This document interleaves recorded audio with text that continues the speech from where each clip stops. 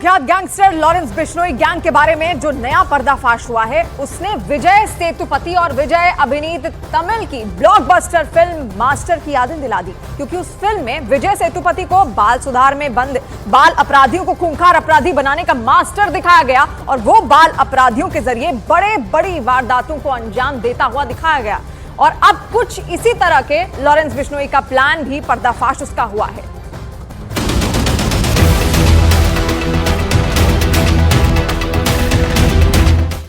बिहार के मुजफ्फरपुर पुलिस ने 2 ऐसे नाबालिग अपराधियों को गिरफ्तार करने में कामयाबी हासिल की है जो खौफनाक वारदात को अंजाम देने के आरोपी हैं और सीतामढ़ी के रास्ते नेपाल भागने की फिराक में थे।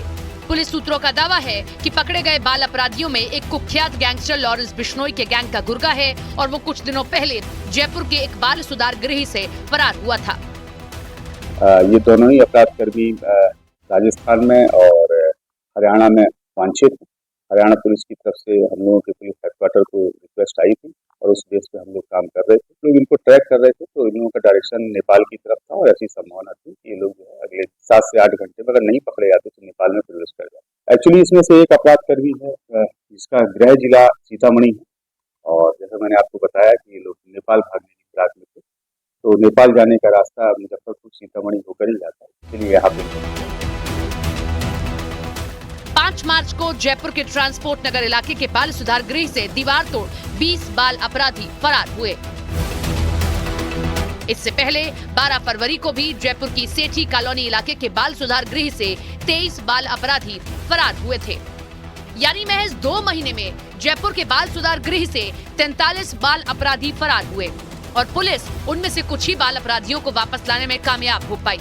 इस बीच पुलिस सूत्रों ने दावा किया कि बाल सुधार के अपराधियों को भगाने के पीछे कुख्यात गैंगस्टर लॉरेंस बिश्नोई का हाथ था, जिसकी जांच भी की जा रही है। क्योंकि 12 फरवरी को बाल सुधार गृह से जो 23 अपराधी फरार हुए थे, उनमें एक लॉरेंस बिश्नोई गैंग में शामिल गुर्गा भी था। 20 बच्चे अभी यहाँ से दीवार तोड़ के भागे हैं। उसमें कुछ वो भी थे जो पहले भी भागे थे कुछ दिन पहले।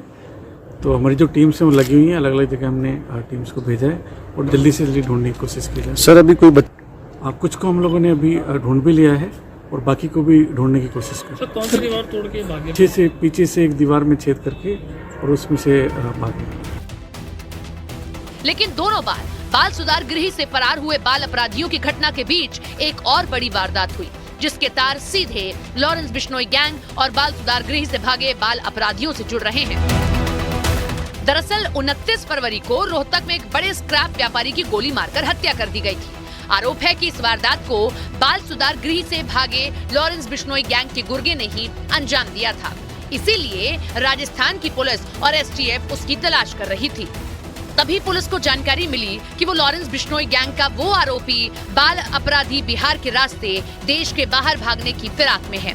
इसीलिए राजस्थान पुलिस ने बिहार पुलिस की मदद ली और सीतामढ़ी में वो बाल अपराधी अपने साथी के साथ पकड़ा गया।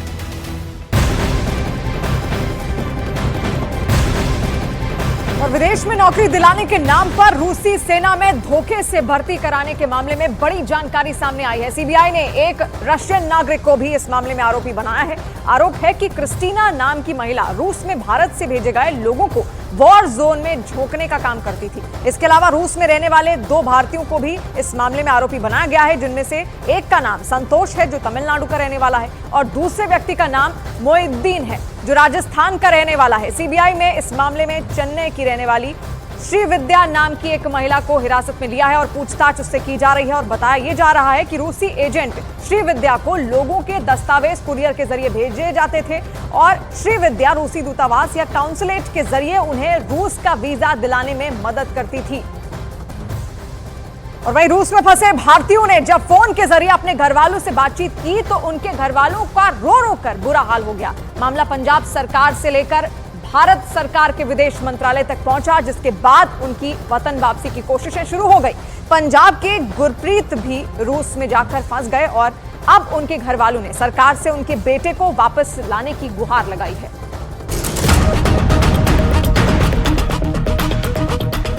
रूस की सेना में भारतीयों की भर्ती, अच्छी नौकरी का झांसा देकर जंग के मैदान में उतार दिया, मोटी सैलरी का वादा कर हाथ में हथियार थमा दिया। नमस्कार। हम सब ने आपको अपनी वीडियो के माध्यम से पहले भी बताया था कि हम यहाँ पर यूक्रेन में फंस चुके हैं और ये हमें आज आगे भेज रहे हैं फ्रंट लाइन पर। हो सकता है कि ये हमारी आखिरी वीडियो हो, इसके बाद हमारी कोई कॉल मैसेज वीडियो ना आए। सुरक्षा कारणों से रूस में फंसे इस भारतीय नौजवान का चेहरा हम आपको भले ही नहीं दिखा रहे हैं, लेकिन इसकी बातें, इसकी पुकार, इसकी फरियाद और इसकी गुहार सुनकर इसके घर वालों का कलेजा कांप गया है। उनकी रातों की नींद गायब हो गई है और मौत के मैदान में खड़े अपने लाल की चिंता में इनकी आंखों से आंसू रोकने का नाम नहीं ले रहे हैं। सोशल मीडिया पर ऐसे कई वीडियो वायरल हो रहे हैं जिसमें सेना की वर्दी में नजर आ रहे भारतीय खुद को रूस की सेना का सिपाही होने का दावा करते हैं और भारत सरकार से गुहार लगा रहे हैं कि उन्हें रूस यूक्रेन के बीच छिड़ी जंग में फ्रंट लाइन से सलामत निकाल लिया जाए। इंडियन एम्बेसी से और भारत सरकार से हमारी हाथ जोड़ के निवेदन है कि हमें जल्द से जल्द यहाँ से निकाल दिया जाए और हमारे जैसे भारतीय भाई यहाँ पर और भी फंसे हुए हैं, कृपया करके उनको भी निकाल दिया जाए। पंजाब के पटियाला के डकाला गांव के रहने वाले गुरप्रीत भी ऐसे ही रूस में जाकर फंस गए हैं। उनके घर वालों ने बताया कि 20 साल के गुरप्रीत जनवरी 2024 में नौकरी की तलाश में रूस गए थे, जहां उन्हें गिरफ्तार कर लिया गया और उनके सामने शर्त रखी गई कि या तो वो जेल की सजा काटें या फिर रूसी सेना में भर्ती हो जाएं। इस तरह गुरप्रीत को जबरन रूस की सेना में भर्ती कर लिया गया था और अब गुरप्रीत की मां बलजिंदर कौर और पिता नैब सिंह का रो रो कर बुरा हाल है। कल आई है भी फड़ ले डर लग रहा है कल थोड़ी सी हुई थी मेरी कल तो हुई है सारा दिन आज थोड़ी सी हुई थी।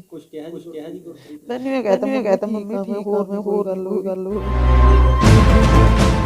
पंजाब के प्रवासी भारतीय मामलों के मंत्री कुलदीप सिंह धालीवाल ने भी ये मामला पंजाब विधानसभा, विदेश मंत्रालय और दिल्ली में मौजूद रूस के राजदूत के सामने उठाया।